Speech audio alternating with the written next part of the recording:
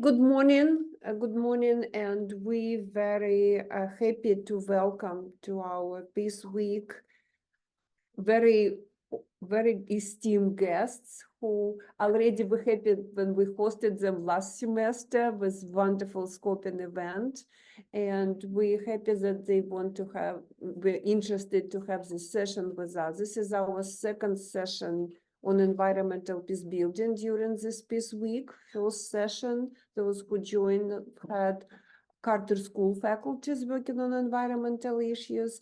This one, we have our esteemed guests from Belmont Forum and from our Institute for Sustainable Earth. So I will ask now our guests to introduce themselves and also to lead the session. Welcome. Thanks, Karina. I will kick it off with introductions. Good morning or good night, depending on where you're joining us from. My name is Makiba Charles Allende, and I am the Latin America and Caribbean Regional Lead for Future Earth, as well as the Director for Strategic Partnerships for the Global South for the U.S. Future Earth Hub. I will then kick over to Erica, who is right next to me on my screen. Thank you so much, Makiba, and welcome. My name is Erica Key. I'm the U.S. Global Hub Director for Future Earth, and I was the former Executive Director of the Belmont Forum that is considering this funding call on environmental peace building. So very happy to meet you virtually today, and I'll turn it to Judith. Hi, everyone. My name is Judith Ungvari. I'm a Research Innovation Officer at George Mason University's Institute for Sustainable Earth. And I am also the Research Innovation Co-Lead at Future Earth, working with global communities of research. And I had the pleasure to participate in scoping workshops that are associated with environmental peace building. Now I'll kick it over to Ben. Hi, everyone. I'm Benjamin Ajay of George Mason, a student, PhD student at the Department of Sociology. I was a research fellow with ISE and also working with Future Earth in this scoping process. Thank you all. So now I will ask Erica to give us a very brief overview of the Belmont Forum and just how this scoping process goes. So Erica, over to you. Thanks, Makiba. Should we ask Karina to introduce herself? Though I'm sure everyone already knows her, but thank you, Karina, for hosting us. Yeah, I mean, interesting. I host like 4 events and I never introduce myself. Thank you very much. Yes, I'm Karina Korostelina. I'm a professor at the Carter School for Peace and Conflict Resolution, and I'm also director of research committee for the school. Thank you. Thank you so much for this opportunity. I'm just going to share some slides here. Thank you again to the entire team that has put this together. It is a global undertaking addressing this very complex and very now topic of environmental peace building. And we're specifically going to be looking at transnational and transdisciplinary approaches as they relate to the Belmont Forum. So just to give a bit of background on environmental peace building, as it's been defined by some of our colleagues from the Environmental Peacebuilding Association and from the Environmental Law Institute, for example, we have this graphic on the top right looking at the different elements in sort of preventing conflict, during conflict itself, and in a post-conflict space. And this is not to say armed conflict. Hopefully not all issues that require environmental peace building involve that kind of violence, but just a tension there between one or more parties. And the idea here is that, we can look at this shared usage of our environment writ large to address certain imbalances, develop collaborative agreements to better ensure, I guess is the word, the resilience of communities long term.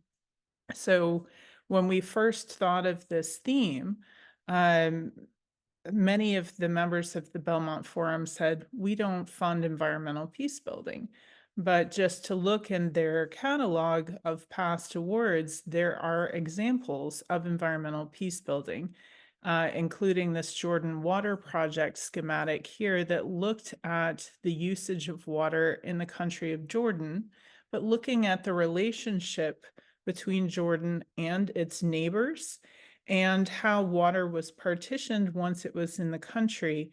Not all of it was distributed by the Water Authority of Jordan. There were, was actually a black market for water where water was stolen and resold. And how we might be able to take all of those different pieces of information, looking at agriculture, the impact of the Syrian conflict, siphoning off of water by other countries for their uses, in order to say, here we can ensure the delivery of water to the people of Jordan. So it was looking at natural resource co-management with multiple agencies and ministries, multiple countries, multiple user types, and multiple distribution sources within country. We can also utilize some of the examples from the catalog that looked at conflict avoidance and conflict recovery. Sectensis Peace looked at land registration in the Congo after armed conflict there and the difficulties there of proving ownership of land, distributing land. So there was a direct post-conflict analogy there. And, maybe in a broader sense, some of the environmental peace building examples in the Belmont Forum catalog, we're just looking at transboundary resilience, at a recognizing that environment, nature kind of knows no political bounds. How do we create, coherence and peace across our drawn lines when nature, knows no bounds?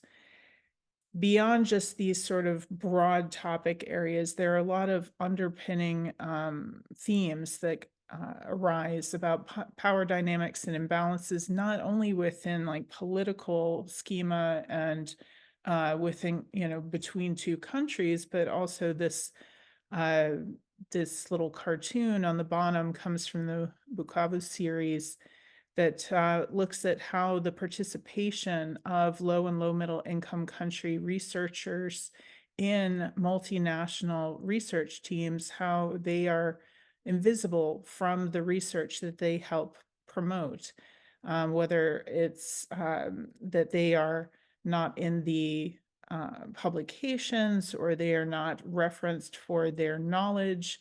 It's a growing problem. How is that something we can address in an environmental peace building space? Recognizing also the different spiritual and cultural ties to land and how that can influence an environmental peace building approach, and local versus remote pressures. Sometimes the struggle is not with a next door neighbor, but it could be with someone very far away that they have no actual face-to-face contact with. And then due to climate environmental change, shifts in availability and quality of food, subsistence products and other things like that that can affect or exacerbate tensions. So what is the Belmont Forum and why do they care about environmental peace building? This is a consortium of international funders that support calls for proposals that use transnational, transdisciplinary approaches to global environmental change. And so it's really kind of bringing together and weaving knowledge from different disciplines, so requiring at a minimum natural sciences, social sciences, and humanities, and a stakeholder's expertise. And stakeholder, the usage here is as broad as possible. So it could be a community, it could be a business, it could be government representatives. It's really what is necessary to address the problem at the core of the project. Over time, the Belmont Forum has expanded this concept to include health, information and data sciences, and other specific knowledge types and expertise, to make this a holistic approach, a systems approach to these very complex challenges. So it's not working in parallel, it's kind of creating almost a new understanding of the system that is wholly reliant on all parts in equal measure. So you might have heard in our opening us talk about scoping.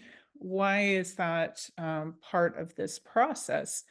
So the theme of environmental peace building was brought forth to the members by Future Earth at their plenary meeting. And we were able to solicit support for the theme. There were several members who said that this would be interesting to their funding program, and they would like to move it ahead into what is called scoping.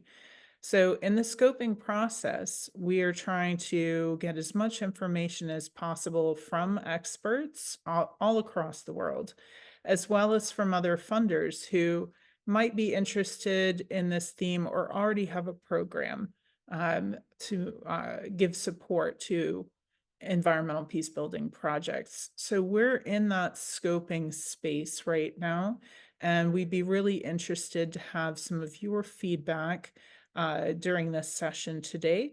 And we want to share a little bit about what we've learned from past scoping events around the world to give you an idea of what other experts in environmental peace building are thinking right now. So at this point, I want to turn it back to Makiba to be able to share those concepts from around the globe. Thank you so much, Erica, for that overview. As Erica mentioned, please add any questions that you may have in the chat as we go along. We're happy to address them as we go along as well. So I don't see any questions just yet. So we'll jump into the section where we share some of the things that we have learned as we have navigated this space of environmental peace building. And as she described, we brought together a varied or plethora of stakeholders, be it policymakers, community leaders, researchers, all who delve and work on the ground in this area of environmental peace building from different regions. So we will lean on each of our panelists to share with us what they have learned from their particular space. And I will go ahead and start with, well, actually, Erica was just speaking. Let's start with Africa. So earlier this year, we held a scoping meeting virtually and invited participants from all 54 countries from the Africa region to join us for a discussion about some of the things that are important to them, some of the gaps that they can see as it relates to environmental peace building. So I will ask Ben to hop on and share with us some of the things that he has learned. Ben, over to you. Thank you. Thank you, Makiba. And I'm sorry, they are cutting the grass right behind me, so there might be some kind of noise, and please pardon me for that. So as Makiba said, when we met early this year about peace building scoping in Africa, so many teams came out and so many concerns were raised as to the actual definition of environmental peace building. And through our conversation, brainstorming, it came out that the definition of environmental peacebuilding was limited, and therefore it was critical that the definition include the inputs and voices of those on the ground.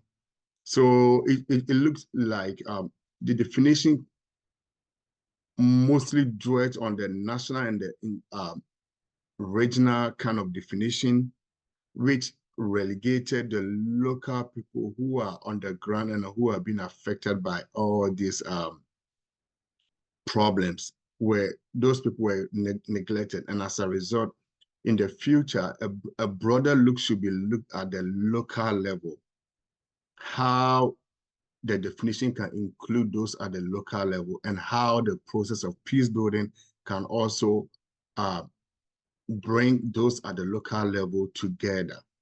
What are some of the tools they've been using prior to the advent of Western type of interventions?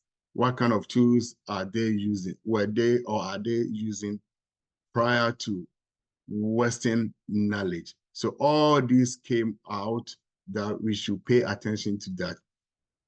And with that also came the role of community involvement, which I've already talked about, their involvement in all aspects of research and analysis, because we should, the local people feel that they should have ownership in everything that concerns them. And one thing that also came out was implementation must be flexible. It must be flexible. And again, the local people in a more local context to increase impact on the local people. Because at the end of the day, it starts from the bottom-up approach. If conflict starts, it starts from the bottom up and it climbs up the ladder to the national level and the regional level. So the process must be flexible to include them as well. We also looked at migration as a factor.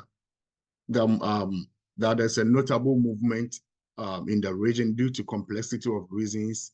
However, migration due to conflict arising from environmental resource demands, and there should be an adaptation to environmental conflict, which will result in a more purposeful and meaningful peace building process.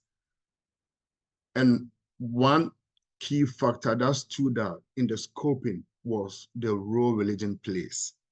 I know when Erica was discussing, she touched on the spiritual aspect of natural resource use. Religion is very critical in Africa and other global South countries.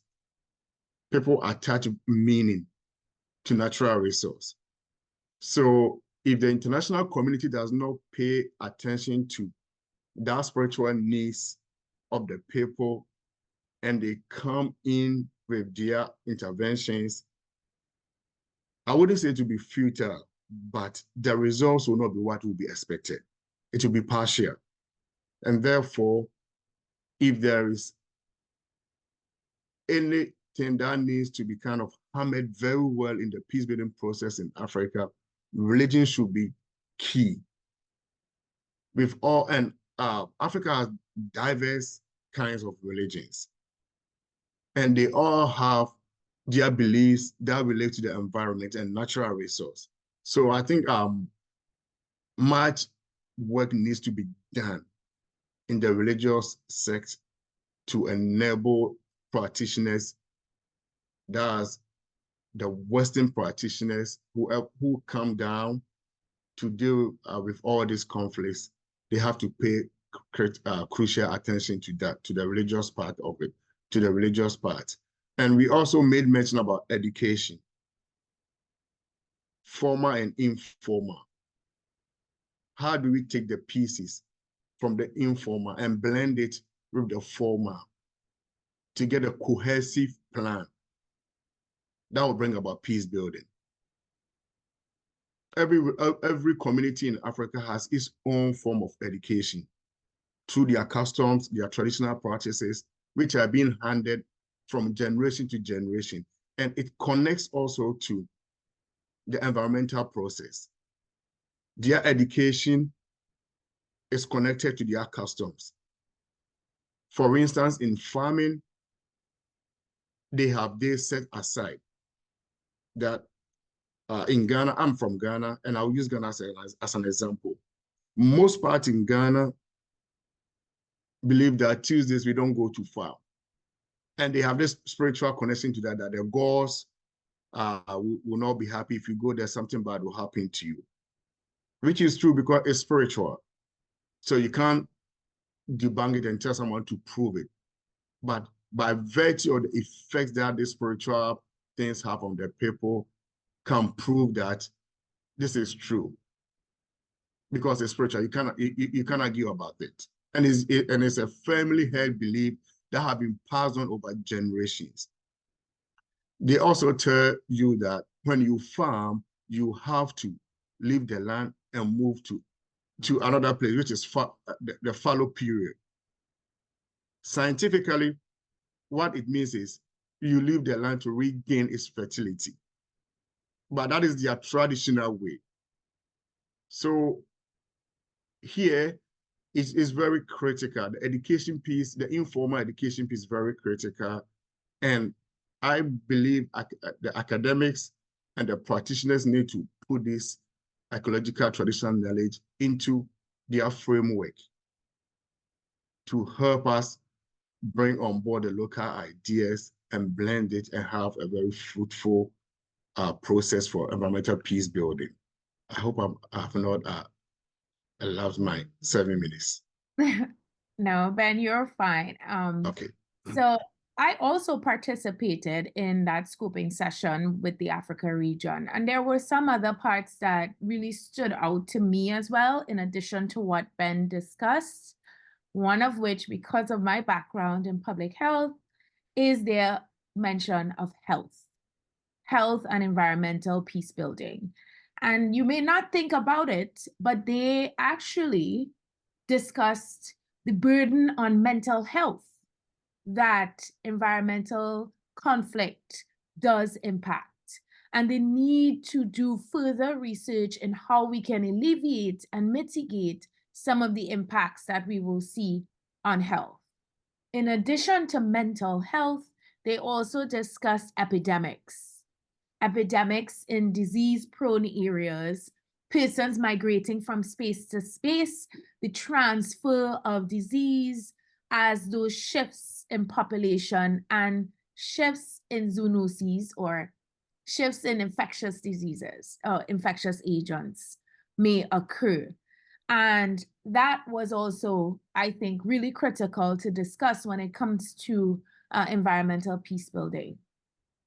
Another aspect was pollution, and pollution that may drive migration, may impact health, and may also be the result of migration, moving into spaces where they're environmental spaces where humans did not probably inhabit or frequently inhabit prior to a conflict that resulted in migration. So there was a wealth of information that we learned during that Africa scoping. Ben, I wanted to ask you, you touched on several things. You touched on religion, knowledge transfer from traditional and community leaders and chiefs. You talked about the importance of being very broad when it came to the definition of environmental peace building. You talked about implementation on the local level and having buy-in from some of those who are actively in the space on the local level, in addition to the regional and the global, but concentrating on the specifics of a particular country. And then you also talked about education. So if you were to blend this and think of it as, you know, having a call or a call for research proposals on environmental peace building, which specific area, which specific theme that you have heard you think would be the most critical to include in some sort of call for research? Which one? I will dwell on religion, because the religion and the culture, the customs and other practices are all intertwined. But religion becomes the bigger umbrella under which all these causes fall under. So I'll go in for religion because I see also that not a lot of research has been done on the religious part of it. Why? Is it because maybe it's Africa? That calls for a question to be answered. So religion plays a crucial role. And even not even Africa alone. If we take, let's say, Buddhism and all those Southeastern Asia beliefs, they also have an aspect of environment in it. So here you see that religion is cross-cutting. It's not specific. So I will place much emphasis on religion, the role it plays. Thank you. Thank you so much, Ben. And I do agree with you that religion is universal. Every different, different parts of the world have a different focus when it comes to religion, a different importance, but I think it does warrant some further research and investigation. So you mentioned all over the world. So if we don't have any questions, I don't see any in the chat. I would be happy to move over to another region. Let's go to how about Oceania? And I'm jumping around. So Judith and Karina, please share with us what you guys have learned about the importance of environmental peace building in the Oceanic region. Thank you, Makiba. I'll start off with my experience that I had approximately 3 to 4 months ago. At the end of 2023, I had the opportunity to travel to Oceania and hold 2 scoping workshops with communities in the region. One of them being actually in Fiji, in Oceania, but the other one was actually in a nearby giant country, India. So the colleague that was hosting me was a faculty member at Tamil Nadu Agricultural University in India and organized a virtual scoping workshop to explore the concepts of environmental peace building with that particular community to expand our geographic range further in that area. And also because there is a lot of interchange of knowledge of people between those 2 regions. So I will be sharing about those 2 experiences. The participants in the scoping workshop in India actually emphasized the following points: lack of research. And that by that they mean that there is little research in the topic, although they do think that it is really important to first prioritize creating awareness among people. When they say people, that's a really broad concept on who they are talking about. So that comes to the next point, where education was the big priority, not only for general public talking about environmental peace building and the concepts themselves, but also specifically for the people who are responsible for making laws and those who hold power over natural resources of a particular country or across country borders. Integrating the entire process of environmental peace building into the curriculum came up, and creating a wider base area of knowledge. So talking about the general public, talking about policymakers, and related to that, also communicating better about what is environmental peace building. They mentioned the importance of children as the first priority, and creating content that is accessible for children, whether that is on a public website or by the use of social media to reach a wider audience, and spreading ideas regarding the concepts of environmental peace building. These were the first ideas that came up when we were asking about what do we know, what are we doing about environmental peace building in the region, what are the priorities that could be focusing on. And they emphasized very, very strongly that the concept should be given prime priority in terms of conversations when it comes to public discourse. 2 other aspects that they emphasized beyond doing more research, increasing awareness, communicating better, and doing outreach was long-term sustainability, number one. There's a need to have formal legal frameworks and policy regulations and effective enforcement. So that relates actually with communicating better with policymakers and having enforcement related to any policy, any regulations that might arise. And related to this concept is governance.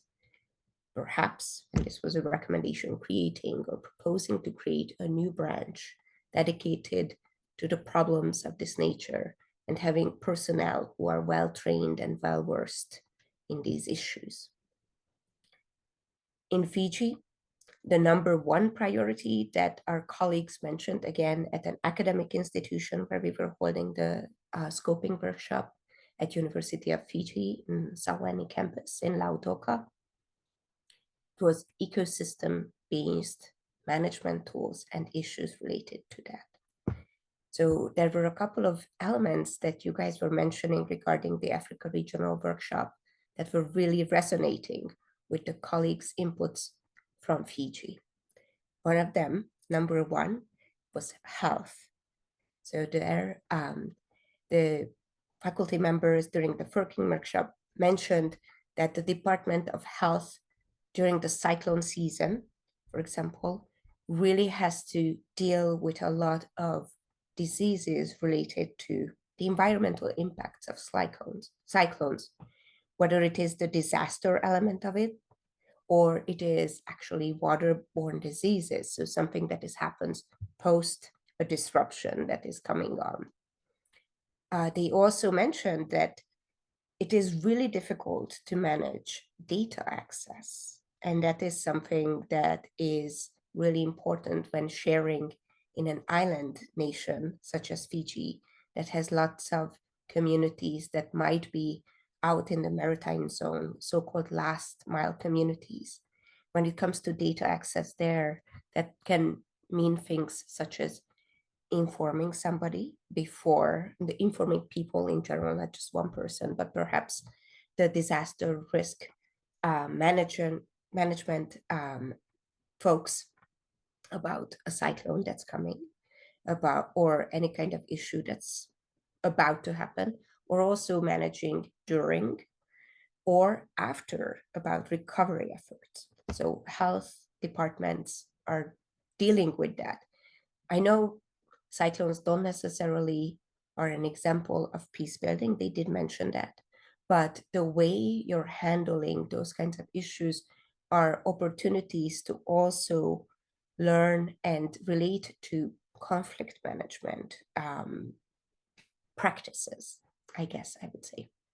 Another environmental element that they mentioned that resonated with the sharing from Africa was displacement of people, migration, moving between islands. So there they really mentioned, again, climate displacement and creating livelihood opportunities for displaced communities.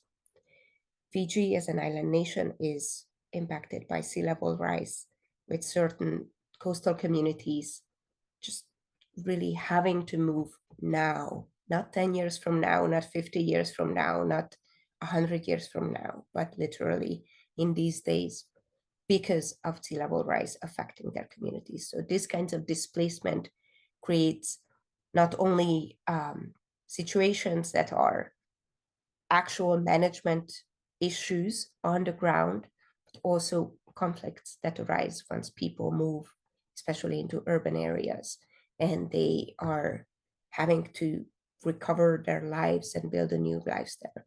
Conflicts arise from that. And dealing with that requires governance. It requires the same things that were actually mentioned in the India workshop. Make sure that there are effective enforcement for laws, regulations. There is outreach and engagement and information sharing with people of all different demographics in the community. Another huge issue that's related to both environmental disasters as well as the displacement of individuals was waste management and how that affects human health and how that is related to environmental peace building and environmental issues in general. That was a topic that came up in both of the scoping workshops that I attended. Waste management, and particularly the issue with plastics and microplastics in the water, were emphasized by multiple individuals, and industrial responsibilities related to that, and how incorporating in these transdisciplinary approaches the response from industry, from the private sector, is really important, because they can help, they can mitigate. Mitigation was another element that came up in both workshops.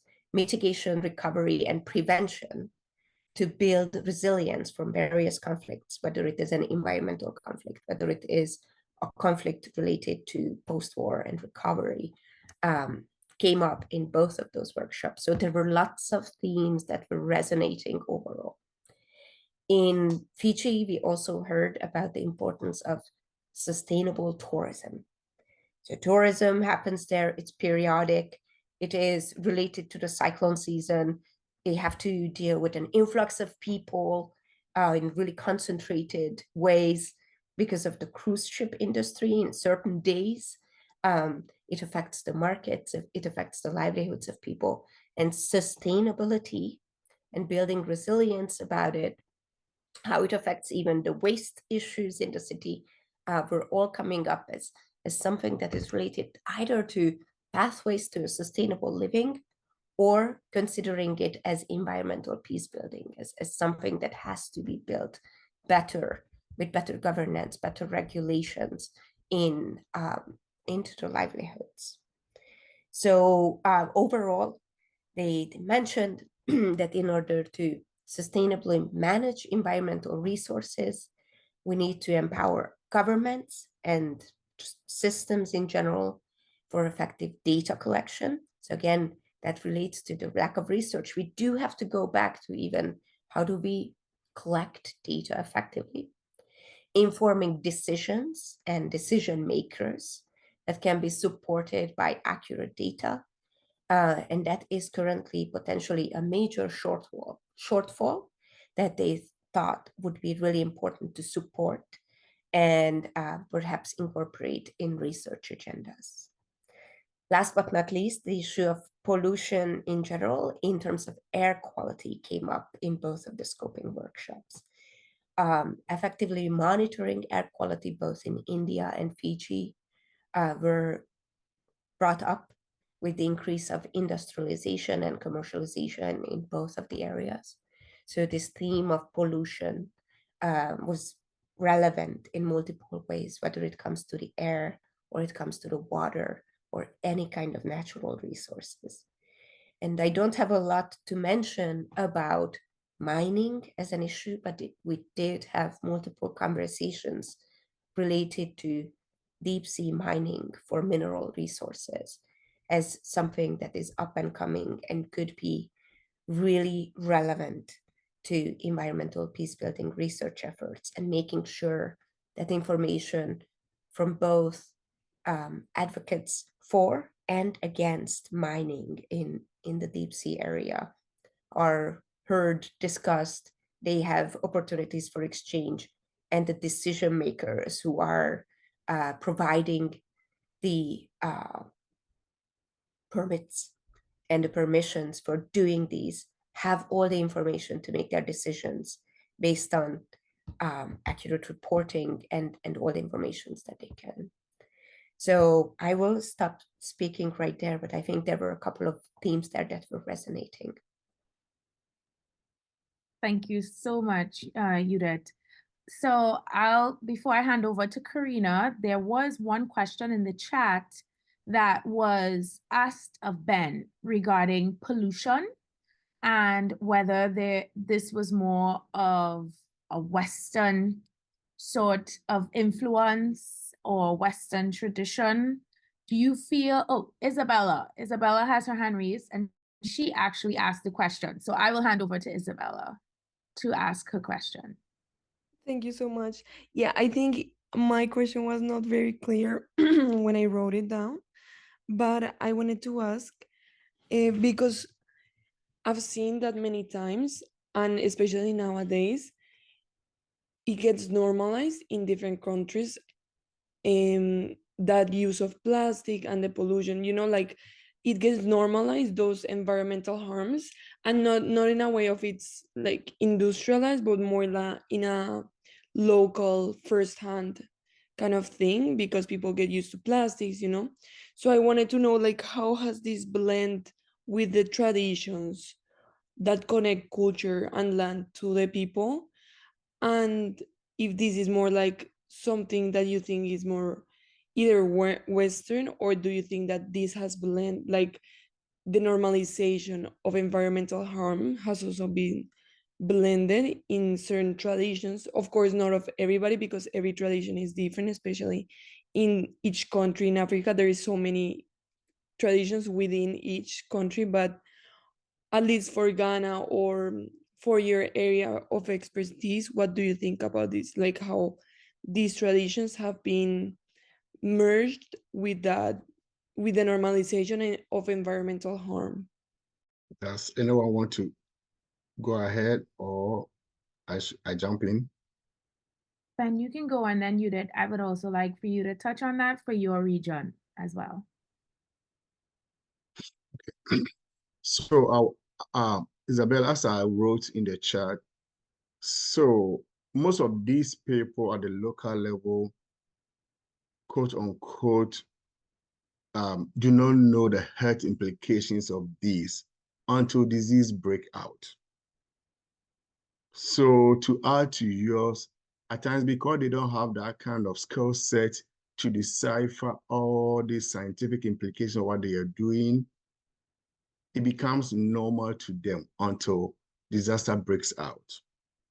However, what do we have to do? What we have to do is to now draw their attention to that, blend their tradition, their ways, their worldview about the environment, about nature, with education, scientific education, that this is not about dumping of plastics over your community, but the effects of it. Until they know the effects, they wouldn't know that dumping is not good for the environment, for their health, for their whole society. So education has to be key over here. Then we move on to the next step. Thank you so much.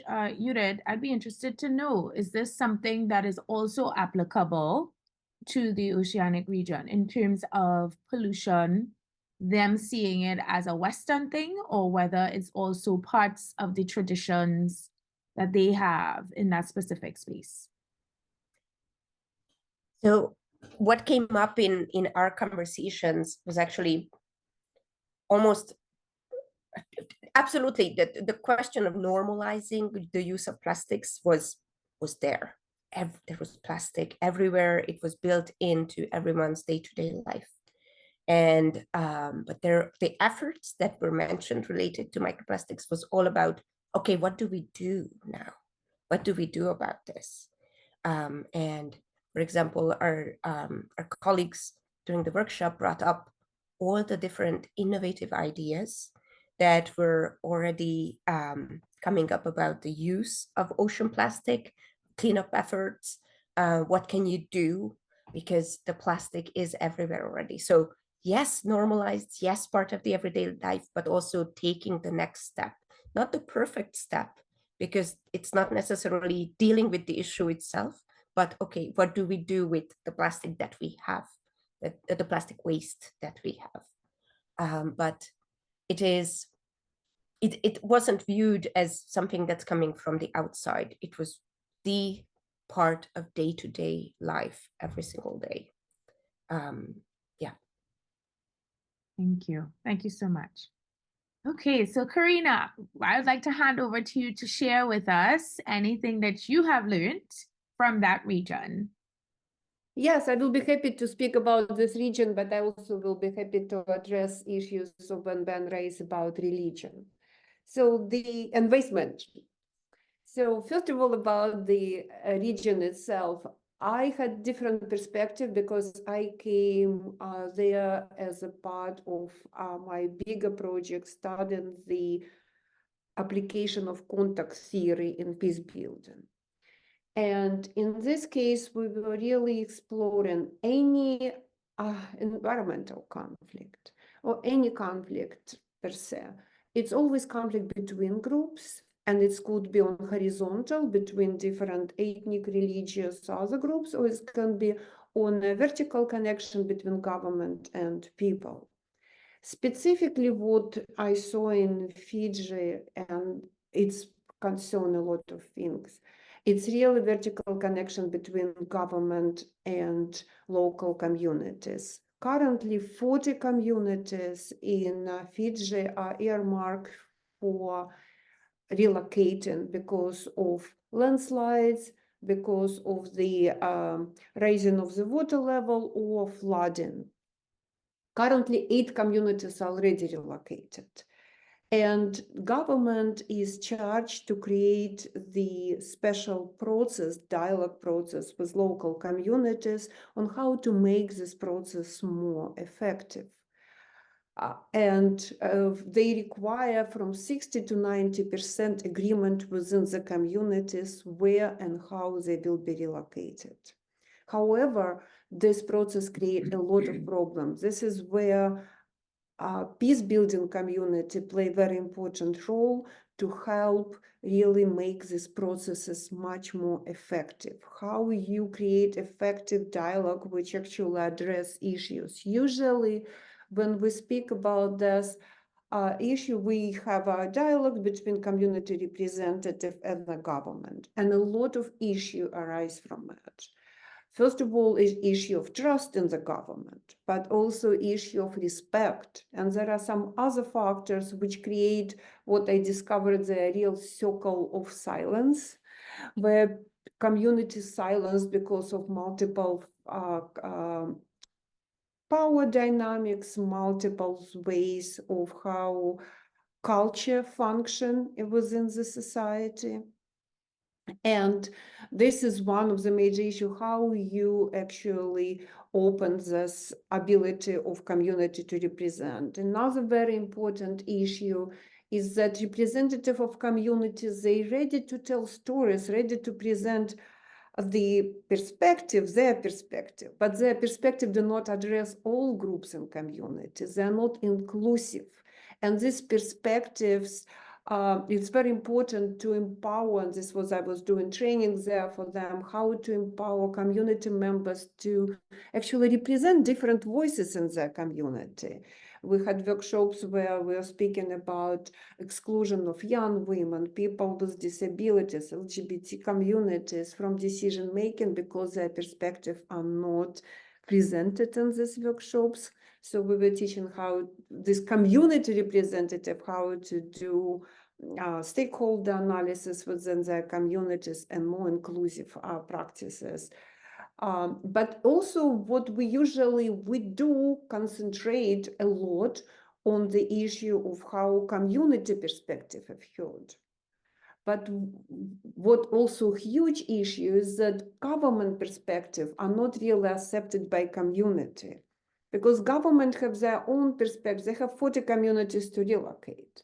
They have a lot of limitations. They have their own views on perspectives. They have a big map, while community doesn't. So bringing this to perspective, actually giving opportunity for community to take perspective of government, this is what we miss a lot in such environmental perspectives. Bridging language barriers, not about what language they speak or translation, but the systemic approach to the problem itself, what meanings people attach, what words they use, what specific concepts they use to describe their problem. People speak across each other, parallel, government and communities. So a lot of work are done, participatory research approaches, how to actually develop the same language, the same description of the problems, and people can actually understand what they are talking about without using technical terms and with specific terms used for communities. This is very important. And also, again, any contact require equal status effective. Of course, you could not bring equal status in government community participation, but there are a lot of ways how you can make this approach more inclusive. And I'm speaking about radical inclusion. It's mean including not just voices and bringing them, but educating these groups, providing them initial empowerment before they bring into the dialogue space.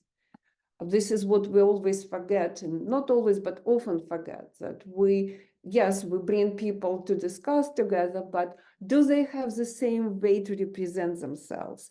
Are there cultural barriers for representing themselves? So Fiji doing a lot of great work on empowering women, for example, but again, it's not equally represented for different regions and so on, but they're doing a great work, and I'm happy we continue this work. Now we're doing participatory research approach. I designed for them focus groups, so we will bring more knowledge about it. Which bring me also to the issue of concerning power dynamics and waste management and religion. I've been in a little bit different region where all 3 points are interconnected. We also work with two NGOs in Kyrgyzstan, which specifically concentrate on waste management as a tool of peace building. It's there, of course, they're addressing major issue of waste because there are a lot of misunderstanding. People hide their waste. They are afraid. There are people who mismanage waste. There are people who just throw it away. There are different social norms around it. And what we found that really change of social norms is very important, but they really use this waste management in a way so they build communities. They increase participation, civic participation of women. It's democracy building tool. But as always, right? Major issues, they educate women, they bring them, they teach them how to create this different types of waste management, how to manage it. And they also teach local government how to remove the waste. But then it's come into decision making. Who at the table? Who sign contracts? Men. Women completely excluded, and it's a religious norm which completely silences women there. So this is an issue which they are dealing with. This is what we're working and helping them to deal with. And one more time, just to I can talk forever, but very quick example addressing ban issue of religion in Africa. The problem of identity, and this is what my topic is, my scholarly topic is how identity function and conflict dynamics, that in many conflicts where conflicts around water, around land, around resources, people do not think about it as soon as they see identity groups, as soon as identity introducing dynamics of conflicts and completely change it. For example, in Benin, there is a conflict between farmers and herders about reduced amount of land. But the problem is that most of herders are Muslim and most of farmers are Christians. So now when you talk to them, it's all about religion. They just hate each other and they see the conflict as a religious one, instead of actually having dialogue about shared land use. And we actually working with them, providing there are multiple innovative tools how to transform conflict, but it's required time. So religion, it's very important to make a tool of peace building, but it's also very important to analyze how in environmental conflicts, if identity is there, it's completely changed the nature. And we need to address the nature before we will go to address and help people to think together about environmental issues.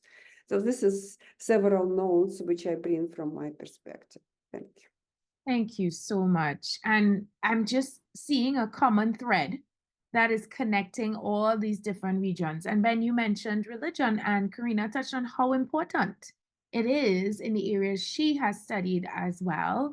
And then also education. I saw education and awareness from the oceanic region and how important and how that connected to Africa as well. So I'm looking at the time. Karina, I'm going to ask you to make a shift in your mind and share with us what were some of the points that came up during the US scoping that was held at the Carter School. Okay, maybe we'll give Erica opportunity, so I will rest a little bit and Erica can talk. She was our major host and she organized it, and then I can just add it to it. Okay, Erica, would you like to touch on the US scoping? And also, I will be turning to you to talk about the European scoping as well. So just lining you up.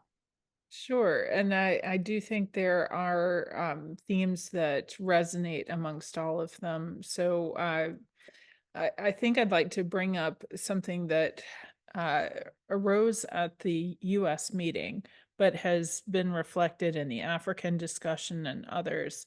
And this is idea around what is environmental peace building? What does it entail? We've heard about waste management. We've heard about deep sea mining, you know, conflicts between herders and farmers, et cetera. So when I would speak to funders and say environmental peace building, a lot of those that work in sort of the natural sciences were immediately taken aback by the peace part of this. And so showing them that the environment is very much part of that, and it's a balance between the natural and social sciences. And giving them concrete examples has been really important in moving this ahead. But as we discussed at the Carter School, if this were to come out as a funding call, would everyone around the world be able to respond to it and say, I see myself in a call that's titled Environmental Peace Building? Instead, what it came through is really we need to have environmental peace building, and then maybe some more words that people from around the world would say, you're talking to me. I want to be part of this. So that was one area that was very strong between Africa and the US. And also this concept that for the Belmont Forum to be able to fund projects in this space, they have to be transnational. And what did that mean? And that had all kinds of permutations, you know, when we engaged in Geneva with members that work in the Middle East and Gulf states, said, this is never going to work. What do you mean by transnational? You know, we're never going to get Gaza and Israel together on a project. And he said, no, the team has to be transnational, but you can focus within a single country, at a border, at, you know, a distance. If we look at the Arctic, a lot of times the aggressor in the Arctic that is impacting, you know, their sustainable life ways, the way they hunt and fish. It's not anyone they see, it's the fact that the ice is melting, the permafrost is thawing, they can't get to their traditional hunting grounds. You know, who do they rail against? There's not a person there to vent to about that. So you know, would you be able, as a practitioner of environmental peace building or some element conflict studies, to put together a team of multidisciplinary, transdisciplinary practitioners that represented 3 different country perspectives? You know, would you be able to do that today? And so for a resounding number of people we've talked to, no, they don't have that network yet. Groups like the Environmental Peacebuilding Association and the Alliance for Environmental Peacebuilding, you know, they're relatively new and they haven't permeated everywhere. So particularly for Africa, they did not have a convening where those that were online with us could even come together and meet each other. So even if they wanted to put together an all African proposal, they don't know one another. So there's a real need for networking and building this sort of coalition of the willing around environmental peace building that would be able to respond to a call for proposals, with the Belmont Forum constraints. So that was very good to hear. And there was also a strong element from some of our non-research participants at the Carter School event from NGOs and civil society organizations that were talking about the outputs of the work and really wanting to stress, items beyond research papers, that they really needed, decision support tools, policy support, other elements that would put these things into action, because so many of the people in these conflict zones, they need help now. And they would like to be able to be part of the team that is creating this to really ground things locally. And in some cases, they really need to be the lead. And I think the last point that came forward that I really appreciated came from the U.S. Institutes of Peace, and that was a call for more mediators. We need to train more mediators to be able to, work at these interfaces. We sometimes call them boundary spanners, but desperately wanting to have, as the number of conflicts grow, more people with the skill set to be able to work across these complex situations and come up with perhaps an imperfect, but at least a way forward that is respectful of gender, power imbalances, all of those issues. So I'll turn it back to you, Karina. Those were some standouts for me. Yes, thank you, Erika. And again, your perspective is always wonderful because I'm insider there, and this is, you've done wonderful analysis of it. I just want to, first of all, confirm what was important, and we see environmental peace building as continuum of multiple forms of engagement. And this would really come out from projects where environment is central and peace building is just as a tool, to projects where actually conflict creates a lot of problems and we need to deal with environment. And this is, from this continuum, we really had highlighted multiple needs which are still have to address all these forms, because some of them prevailing, some of them just arising, and we need to deal with it. And for example, yes, mediators, but also it's very important. We've discussed a need to have hubs which can help people to design and improve projects related to environmental peace building, especially people on the ground. So how to create this set of design tools, set of, I would say even project clinic, how to deal with it, bringing from perspective of dealing with different groups, engagement of group, conflict dynamics, conflict sensitivity. All these issues are very important. Another very interesting topic came up from environmental issues which will arise from conflicts and wars.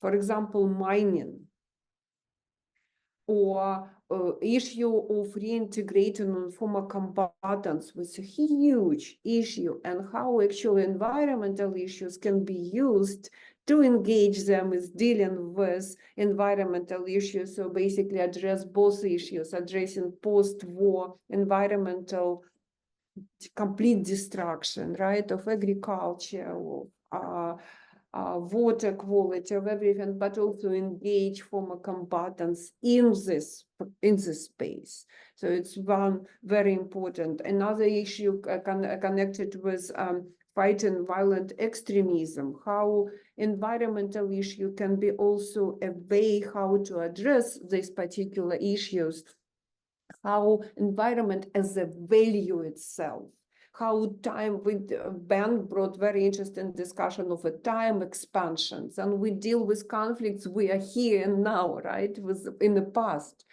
But if we deal with Earth issue, we're doing with the extended time, eternity of it, and how this eternity, the value of eternity of Earth can be brought into conflict as overarching issue, and how it can be used transforming conflict dynamics in a way so we see cross-cutting interest, we see shared identities.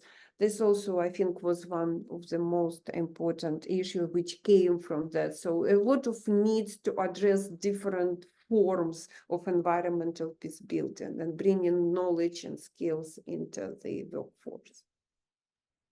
Thank you.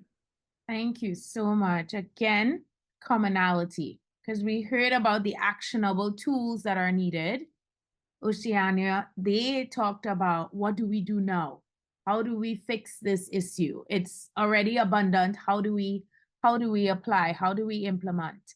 And then Africa talking about the need to implement at the local level and finding solutions that are applicable to the everyday challenges that folks have related to environmental peace building. Okay, so let's turn to Ben. Ben, I'm back to you. Can you share with us some of the things that you learned from the Panama scoping? And Erica, feel free to chime in wherever you see fit. Hello, everyone, again. So for the Panama scoping, that was, so to speak, international, very wide, and the knowledge that came on board was very, very, very good. So a group looked at conflict, as Karina said, as a continuum, and therefore, what are the mechanisms to overcome conflict now, before it escalates to another level? So they were looking at the immediacy of the mechanisms. That was one part of the group. And another group brought a very interesting question. Does the global north understand what sustainability means across cultural boundaries?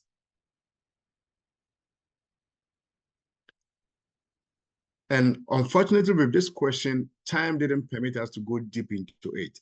But I'm throwing this question so that any one of us can kind of dig deep into it. Sustainability across cultural boundaries. And one fascinating point that came out of this little discussion we had about this question was, how can academics coordinate with the private sector in this area? Then it comes back to the actionable tools.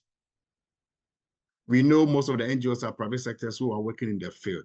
So how do we bridge the gap between them and the academic institutions? So it falls back on the education piece. Education. Then another point that came up was conflict between modernity and local ways of life. That's the pull and push factors affecting indigenous ways of life that seek to protect the environment. Modernity and local way of life, which I think it resonates with all the discussion we have so far. How do we bridge that gap? And another interesting component of the discussion also was ethnocide. That's passive violence, blocking local culture, and accepting Western worldview. So we could see from all the discussions about the kind of the interconnection around the interconnection between Western and local way of life, how practitioners can merge with academics. So we see all these interconnections over here. They are separable, but in a way, they are meaningful if they are fused together. Then another one too was actions of resistance, silent and decolonization of imposition. Silent and decolonization of imposition. And under this, another particular point came up, which was romanticizing and imposition of the global order on traditional culture. So here we see that there is this kind of hierarchical relationship between the global north and the south. And all these activities are kind of some form of romanticism over here.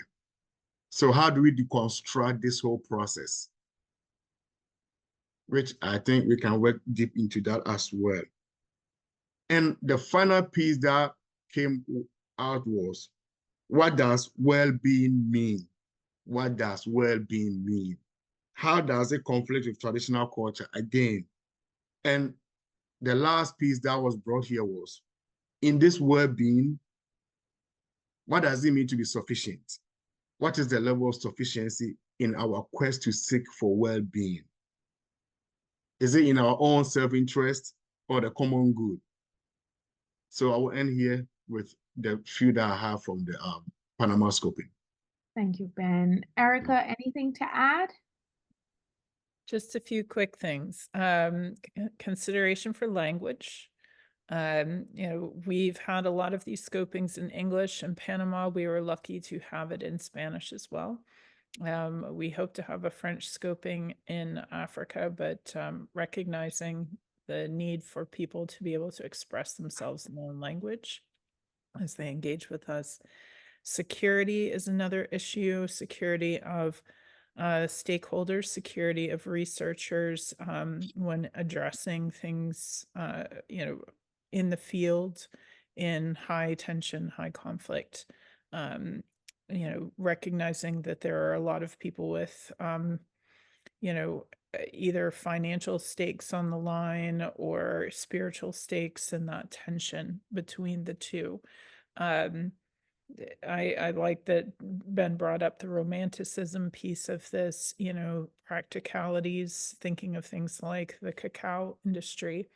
When industry moves into areas of extreme poverty and, takes over, but that's the only source of income you have versus, having a spiritual tie to the land and some control over your livelihood.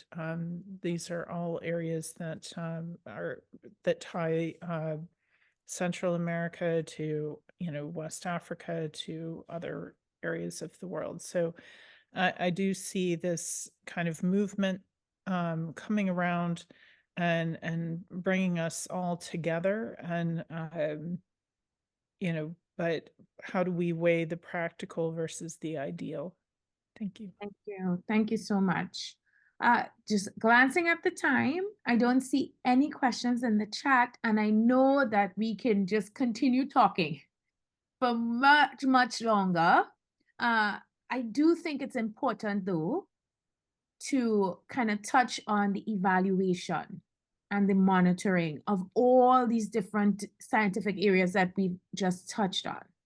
And lucky for us, Erica can kind of walk us through this environmental peacebuilding toolkit.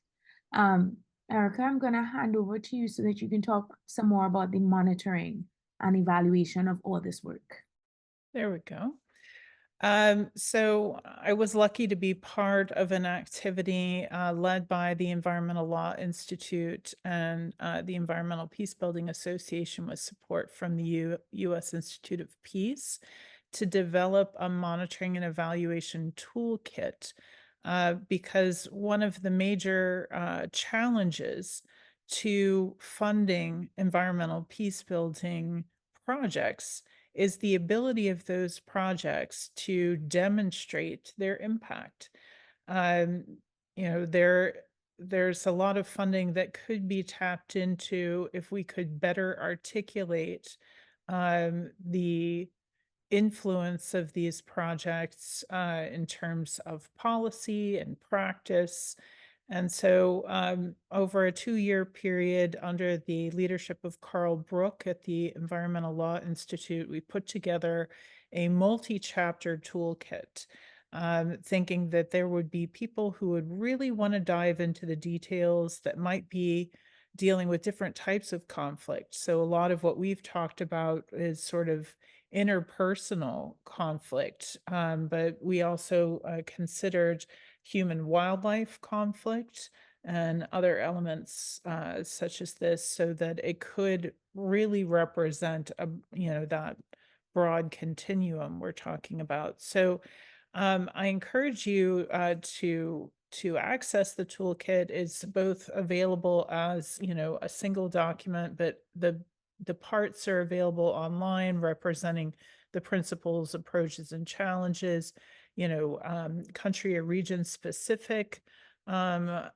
impact, how to work in the field, how to scale your impact, how to develop your theory of change. So depending at what level you are, if you're just diving in, or if you just want to know how you relate to others that are working in environmental peace building, there's both an executive summary and a real deep dive with case studies.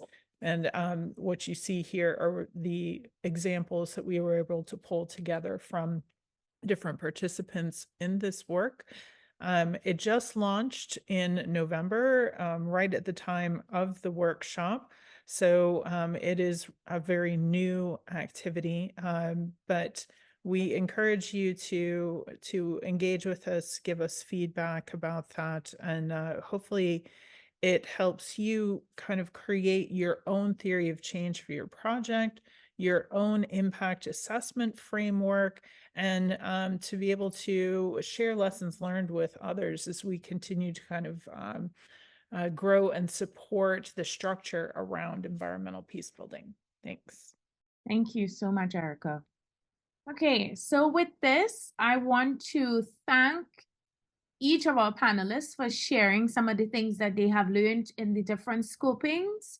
I'd also like to thank everyone for joining us. I do know some folks had to leave for class, and we understand that. If you have further questions, you can find our contact information through Future Earth. If you go, I will drop the website in the chat. You can find all of our email addresses there. And I encourage the panelists to leave your email addresses in the chat for those who have further questions and would like to reach out to us. So as we wrap up, I do like to be future looking and would like for us to reflect on the future of environmental peace building. And Karina, I know that you are deep in this, so I would like for you to leave us with some final thoughts on what you think the future of environmental peace building will look like. Oh, thank you very much. Again, it's such a pleasure working with Future Earth and Belmont Forum and Institute for Sustainable Earth. I think I really want to look back to what Erica started. And I really love this idea, how she presented different approaches from multidisciplinary to cross-disciplinary. And I think this is a very important, this is where future of environmental peace building is in bridging local and global. And it's very important. It's not just that global should listen to local. It's also local should be bridged to the global. And it's very important. One of the major themes which I clearly see. Another theme which is very important is such conversations. And I think we really need more such people. Like it's too much conversation, but we do need conversations where people from different disciplines, even today, like both Judith and me went to Fiji, and it was very different experience.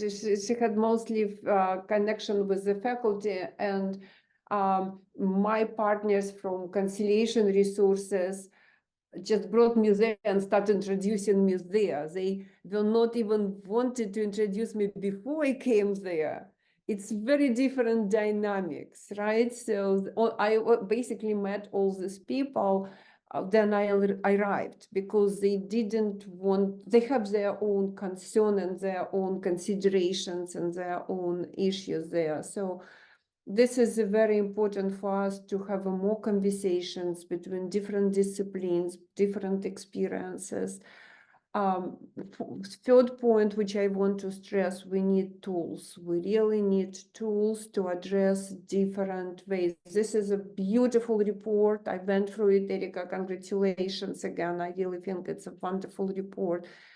And what we need more is toolkits, similar reports, and we will be happy from our side because we're working on this very similar report on contact approach in peace building, how to address issues of bringing groups together, how we address horizontal social cohesion, how we address vertical social cohesion, how we address issues of dialogues between government and community engagement. And will bring me to my fourth point. I stress it one more time, but I want to stress one more time. It's really this radical inclusion.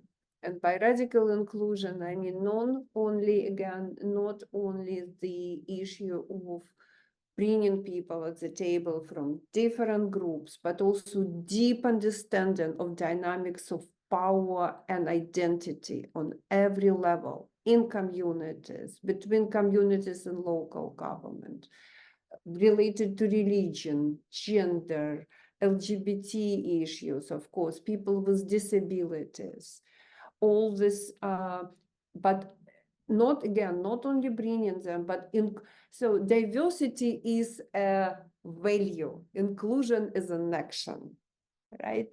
So what is important that action of inclusion not only means bringing people and identifying through stakeholder analysis who these people are, but also helping dealing with power imbalance, empower them to be able to express their positions, views, and this empowerment also have multiple components.